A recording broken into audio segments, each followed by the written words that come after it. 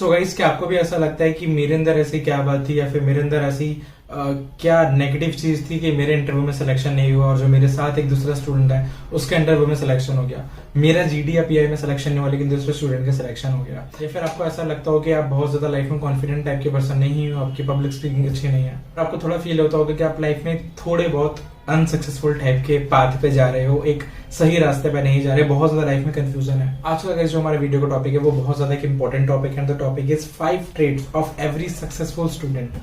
तो कैसे आप पता लगाओगे कि आप अपने एक करियर के जो एक पाथ है उस राइट पाथ पे जा रहे हो, राइट पाथ पे जा रहे हो या फिर रॉन्ग पाथ पे जा रहे हो, वो तो बाद में पता चलेगा जब पूरे पाथ पे चले जाओगे, सारी चीजें हो जाएंगी, एनालाइज करोगे। लेकिन फिर भी कुछ ऐसी चीजें होती हैं जिनको बेस पे, जिनकी अभी जो भी प्रेजेंट में आपका चल रहा है ना, उसको उस सिचुएशन को एनालाइज करके आप थोड़ा जान सकते हो कि if you are a successful student और नहीं। एंड गाइस बिलीव मी, जिन भी स्टूडेंट के अंदर इन 5 में से अगर मिनिमम 4 ट्रेट्स भी है ना, आप लोग बिल्कुल सही बात पे जा रहे हो एंड आप 100% लाइफ में सक्सेसफुल हो गए। 99 भी नहीं, 100% आप हो गए लाइफ में सक्सेसफुल। बिलीव मी, आपने बिल्कुल सही अपना एक दिशा चुनी है जाने के लिए जिस भी रास्ते पे। बट ठीक है, वो सब चीजें अभी साइड करते हैं, अपनी वीडियो को स्टार्ट करते हो, जानते हैं कौन से हैं वो 5 traits. Starting with the first one is excellent interpersonal communication. So यहाँ पर एक बहुत इंपॉर्टेंट पॉइंट आता है इंटरपर्सनल कम्युनिकेशंस का। तो सी, ये सारे पॉइंट्स जो मैं बता रहा हूँ, ये थोड़ा हॉस्पिटैलिटी इंडस्ट्री को कंसिडर करके बता रहा हूँ। आज के स्टूडेंट्स में अगर कोई सबसे ज्यादा प्रॉब्लम है ना, वो यही है कि उनको नॉलेज है। अगर आप उनसे पूछोगे ना वाइन के टाइप्स बताओ, वो बता देंगे होटल में से उनके स्टूडेंट्स। आप बोलोगे बेडशीट का प्रोसेस कैसे होता है, माइत्री कॉर्नर क्या होता है, वो बता देंगे, उन्हें सारी नॉलेज होगी, types of room, classification of hotels, everything. लेकिन इंटरपर्सनल कम्युनिकेशन नहीं है तो उस चीज को प्रेजेंट ही कैसे करोगे? आपके पास दिमाग में सारा डेटा है, सारी नॉलेज है, प्रोसेस करना जानते हो, लेकिन उसको प्रेजेंट करना नहीं जानते तो उस नॉलेज का कोई भी फायदा नहीं। और दूसरी जगह अगर आपके पास पूरे कम्युनिकेशन है, पूरे इंटरपर्सनल स्किल्स है, एवरीथिंग आपके पास सब कुछ है, भले ही वो डेटा कम है ना, तो भी प्रोसेस करके कुछ ना कुछ बना के एटलीस्ट सामने रख दोगे। So guys, excellent interpersonal communication होना बहुत ज्यादा जरूरी है। कम्युनिकेशन मतलब आप किसी भी फील्ड में आज के टाइम पे चले जाओ, communication is the most important thing.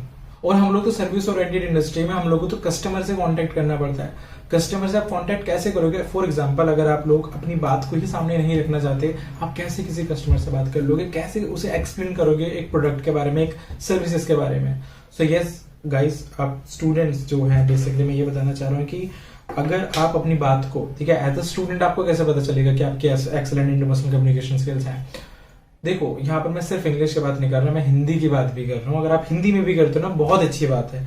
आपको अपनी बात सामने रखनी आनी चाहिए, ठीक है। एक होता है ना, एक पर्सन है जो कि बहुत ज्यादा कंफ्यूज है, वो अपनी बात सामने रख ही नहीं पाता, ठीक है। फॉर एग्जाम्पल, अथॉरिटीज ने उसे या फिर टीचर्स ने, फैकल्टीज ने उसे कुछ मैसेज दिया आगे स्टूडेंट्स को देने के लिए, वो मैसेज को ढंग से कन्वे नहीं कर पाता, डिकोड नहीं कर पाता। बिलीव मी, ये चीज बहुत ज्यादा इंपॉर्टेंट है। आपको पता होना चाहिए कि अपनी बात को सामने कैसे रखना है। अगर आपने अपनी बात को पूरा ब्रीफ में करके, सॉर्टेड करके सामने वाले के, मतलब उसके सामने एकदम रख दिया, उसे समझ में आ गई आपकी बात, ठीक है, तो ये आपके इंटरपर्सनल कम्युनिकेशन, जो आपकी कम्युनिकेशन जो है वो एक्सीलेंट हैं। आप उस पॉइंट में तो मतलब सही दिशा में जा रहे हो। सेकंड थिंग जिसके बारे में मैं हमेशा बोलते रहता हूँ is your extra curriculars. Guys please अपने एक्स्ट्रा करिकुलर्स के ऊपर काम करो। खुद सोचना, इंटरव्यू में आपको कोई क्यों लेगा अगर उसके पास कोई दूसरा इंसान है जिसका एक्स्ट्रा करिकुलर्स। फॉर एग्जाम्पल, कितने स्टूडेंट्स होते हैं जो ये 4 कोर मेन डिपार्टमेंट्स को छोड़कर दूसरे डिपार्टमेंट्स में बैठते हैं, तो उसके लिए नॉर्मली आपकी इंटर्नशिप्स देखी जाती है, ठीक है। अगर आप हाउसकीपिंग, F&B, किचन और ये फ्रंट ऑफिस को छोड़ के बाकी डिपार्टमेंट्स जो दूसरे बैक एरिया के लिए बैठते हो, तो उसके लिए आपकी इंटर्नशिप्स देखते हैं वो लोग कि आपने उन डिपार्टमेंट्स में क्या आपने कुछ इंटर्नशिप्स करी है, कुछ भी करा है ना, वो सामने रखो। मेरा बस कहने का मतलब ये है कि इस एक्स्ट्रा करिकुलर्स बहुत बड़ा रोल प्ले करते हैं आपके इंटरव्यू सिलेक्शन में। एक कॉन्फिडेंस आता है यार कि 10 बच्चे जीडी में बैठे हैं ना, अगर आप 2-3 बच्चों ने अगर एक्स्ट्रा करिकुलर्स कुछ करा है लाइफ में ना, तो कॉन्फिडेंस आता है, बोल सकते हो कि हाँ मैं उस चीज का पार्ट था। इनबिल्ट होता है कॉन्फिडेंस, सबकॉन्शियसली आपके अंदर कॉन्फिडेंस आएगा कि हाँ भाई मैंने मतलब इंटर्नशिप्स करी है ना, तो मेरे अंदर वो चीज है। प्लीज अपने एक्स्ट्रा करिकुलर के ऊपर वर्क करो। जितना ज्यादा एक्स्ट्रा करिकुलर में पार्टिसिपेट करोगे, कॉलेज लाइफ में इतना कुछ नहीं है मुश्किल, ठीक है, निकाल लोगे 1 साल 2 साल 3 साल। एट द एंड प्लेसमेंट्स के टाइम पे कोई क्यों कर रहा है होटल मैनेजमेंट, कोई जॉब कोई क्यों कर रहा है, किसी भी करियर में क्यों आ रहा है, of course it's all because of placements. तो प्लेसमेंट के टाइम पे अगर हार जाओगे ना, तो फिर ये 3 साल का कोई फायदा नहीं है इतने पेरेंट्स का फीस लगाने का और खुद की इतनी मेहनत करने का, ये रातों रात बैठ के जनरल्स लिखने का। आई होप कि आपको एक्स्ट्रा करिकुलर वाला पार्ट समझ में आया हो। Guys, the next part is reliable person. Please इस पॉइंट को ध्यान से समझना। अगर आपके फ्रेंड्स वगैरह, ठीक है, आपसे पूछते हैं, फॉर एग्जांपल मैं आपको बहुत सिंपल सा एग्जांपल दे रहा हूँ क्योंकि यहाँ पर एक स्टूडेंट टर्म यूज हुई है, तो मैं स्टूडेंट के क्रिएट के लिए बोलूंगा। अगर आपके फ्रेंड्स वगैरह आपसे पूछते हैं कि कॉलेज में कोई वर्क चल रहा है, लेट्स से कोई प्रोजेक्ट चल रहा है, कोई असाइनमेंट चल रहा है, आपके फ्रेंड्स आपसे आके पूछते हैं कि भाई मुझे प्लीज बता दे कि यार इस असाइनमेंट में किस तरीके से काम करना है, इस प्रोजेक्ट में किस तरीके से काम करना है, वो आपसे आके पूछते हैं, आपके जो कलीग्स हैं, तो चांसेस आर देयर कि yes you are a reliable person. उन्हें पता है कि इस इंसान को इसकी नॉलेज होगी, तो आप सही पाथ पे जा रहे हो। सेकंड थिंग इज कि कोई टीचर है, उन्हें कोई वर्क अलॉट करना है, वो आपको अलॉट करते हैं वर्क। क्यों? क्योंकि टीचर को भी पता है कि आप रिलायबल पर्सन हो। थर्ड, कॉलेज में प्रेजेंटेशन के ग्रुप्स हो रहे हैं, कोई भी अलग तरीके का ग्रुप्स है, कुछ भी है, ठीक है, तो उसमें आपको प्रेफरेंस मिलता है। लोग आपको बोल रहे हैं कि ठीक है, I want to work with him, I want to be with him, इस तरीके से, या फिर विद हिम और हर, जो भी बोलो। सो रिलायबल पर्सन होना बहुत जरूरी है। और अगर आप रिलायबल पर्सन हो ना, इससे एक चीज बहुत ज्यादा क्लियर होती है कि आप अपनी लाइफ में चीजों को लेकर बहुत ज्यादा सॉर्टेड हो, ठीक है। मतलब कि सामने वाला आपसे अगर बोल रहा है कि मेरे को ये काम करके दे दो, आप उसे बोल दोगे कि भाई मैं ये काम 3 या 4 दिन में करके दूंगा, वेट कर सकते हो कर लो, इतना वेट करना पड़ेगा। लेकिन ऐसे नहीं कि एकदम एंड टाइम पे आके मैं आपको मना कर दूं कि नहीं मैं वो काम नहीं कर सकता। So being a reliable person is not at all easy. लेकिन अगर आप हो, आप उस कंडीशंस में आपको अपने आप को पा रहे हो, तो यस आप सही बात पे जा रहे हो। ये 3 पॉइंट्स अभी तक मैंने क्लियर कर दिए। Fourth point is you always get what you want. ये पॉइंट हर किसी के साथ नहीं होगा, बट मैं आपको एक एग्जांपल देता हूँ।